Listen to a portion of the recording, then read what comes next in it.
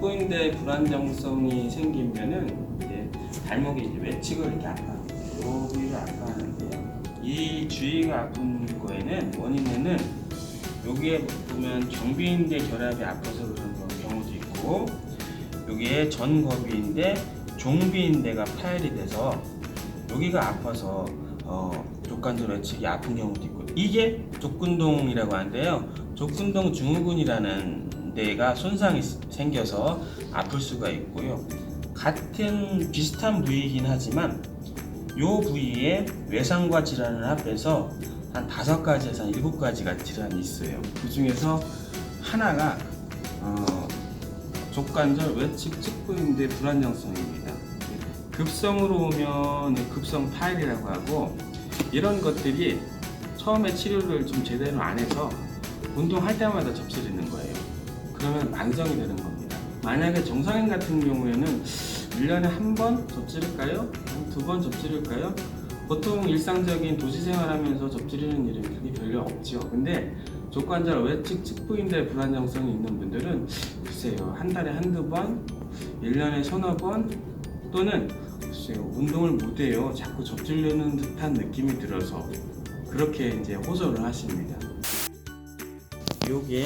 이게 종비인대입니다. 이 종비인대가 어떤 역할을 하냐면 이 발목이 안으로 이렇게 꺾여 누는 걸 방지하는 역할을 해요.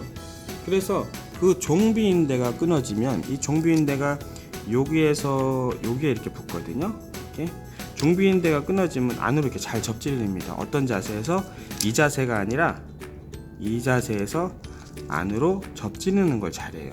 발목을 접질르면 90에서 95%는 전거비인대라는 게 끊어지거든요. 얘에서부터 이 투명한 거 안쪽에 여기서부터 저기까지 붙는 인대가 있어요. 이게 전거비인대인데요.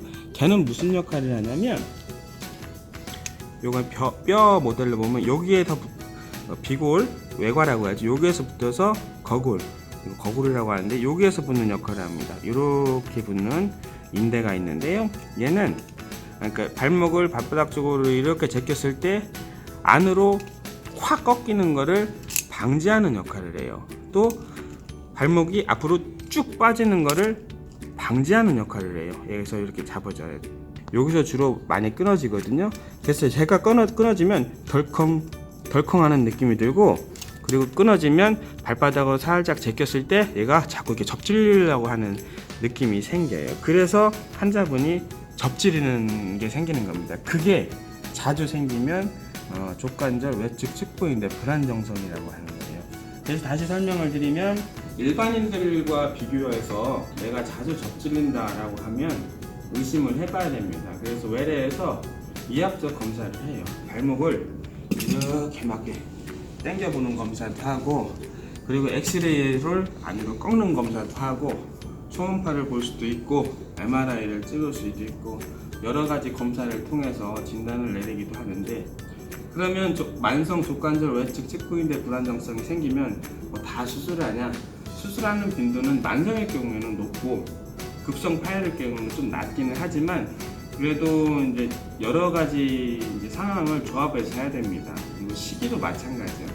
내가 나이가 20살이냐, 30살이냐, 40살이냐, 50살이냐에 따라서 좀 틀리고, 그리고 내가 직업이 학생이냐, 주부냐, 아니면 회사원이냐, 아니면 근로자냐에 따라서 조금씩 틀립니다. 그래서 그런 거는 적절한 치료법과 적절한 치료 기간, 시기는 이제 의사하고 전문가하고 이제 상담을 해서 결정을 해야 되는 거고요.